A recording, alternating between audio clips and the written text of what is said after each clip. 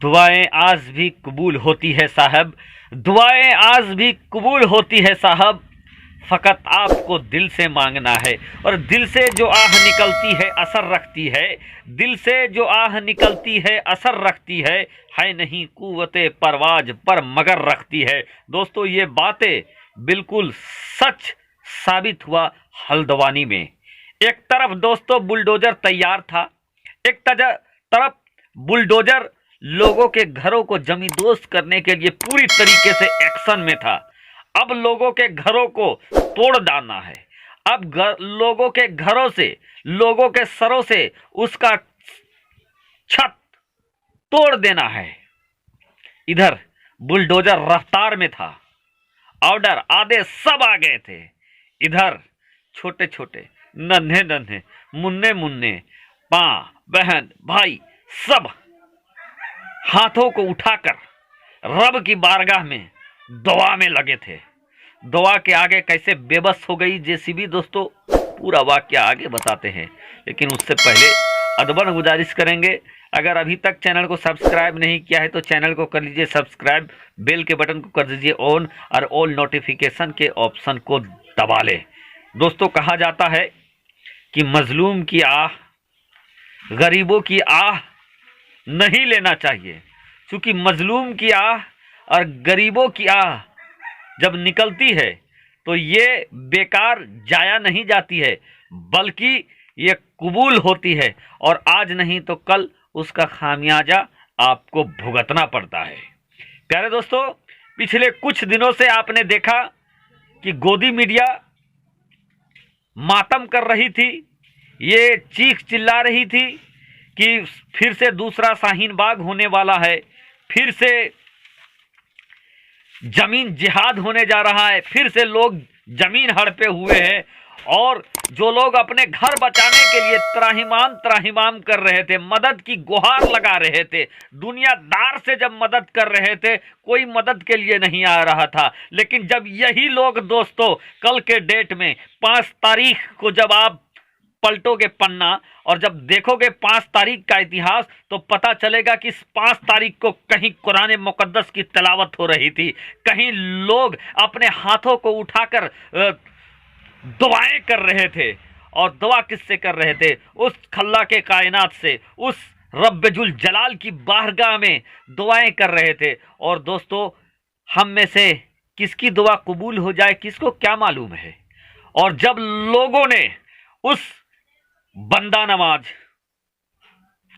रब्बुल जलाल को दिल से पुकारा था दोस्तों, उनकी दुआ कबूल होती नजर आई। और जिस हल्द्वानी के अंदर नैनीताल हाईकोर्ट ने ये ऑर्डर पारित कर दिया था कि घरों को तोड़ दिया जाए, जमीन को कब्जा मुक्त करा दिया जाए, जमीन रेलवे की है, जमीन में अतिक्रमण हुआ है, इसलिए इसको तोड़ दिया जाए, फोड़ दिया जाए, घरों को उठा दिया जाए। और उनमें दोस्तों आपको बता दें, जहां पर ये सब कुछ होने जा रहा था वो जगह ऐसी जगह थी जहां अधिकतर लोग मुसलमान थे, अधिकतर लोग कलमा पढ़ने वाले थे, अधिकतर जगह पर कहीं मस्जिद टूटता, कहीं मजार टूटता, कुछ एक दूसरे कौम के लोगों के घर मकान भी थे, कुछ एक सरकारी इमारत भी थे, लेकिन वहां रहने वालों की अधिकतर तादाद जो थी दोस्तों वो मुसलमानों की थी।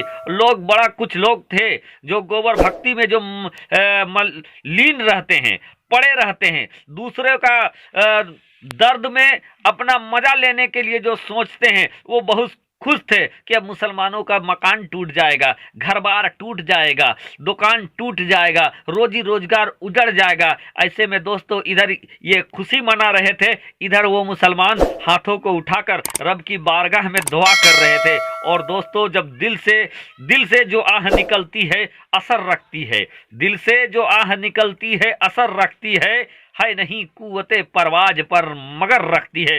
सुबह जिनके चेहरे उदास थे, सुबह जिनके चेहरों में मायूसी थी दोस्तों, दुआ ने वो बरकत दिखाया। कुरान करीम फुरकान हमीद की तिलावत ने वो बरकत दिखाया दोस्तों कि कहीं तिलावत, कहीं दुआ और कहीं दोस्तों जो गुजारिश की जा रही थी रब्बुल जलाल की बारगाह में। सुबह जिनके चेहरे उतरे हुए थे, शाम होते होते अल्लाह तबारक व तआला ने उनके चेहरों में मुस्कान ला दिया। और दोस्तों, जरिया बना भारत का सुप्रीम कोर्ट। भारत का सुप्रीम कोर्ट, जब सुप्रीम कोर्ट में बात चलने लगी हल्द्वानी के बारे में दोस्तों, तो वही सुप्रीम कोर्ट ने नैनीताल हाई कोर्ट के ऑर्डर पर स्टे लगाने का काम कर दिया, रोक दिया।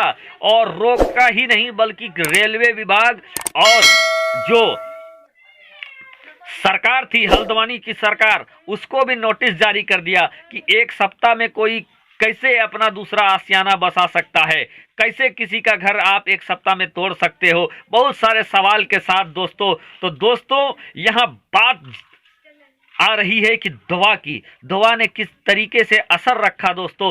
दुआ, जब लोगों ने दिल से अल्लाह को पुकारा है, दिल से उस रब्बुल जलाल को आवाज़ दी है दोस्तों, कैसे उनकी दुआएं कबूल हो गई।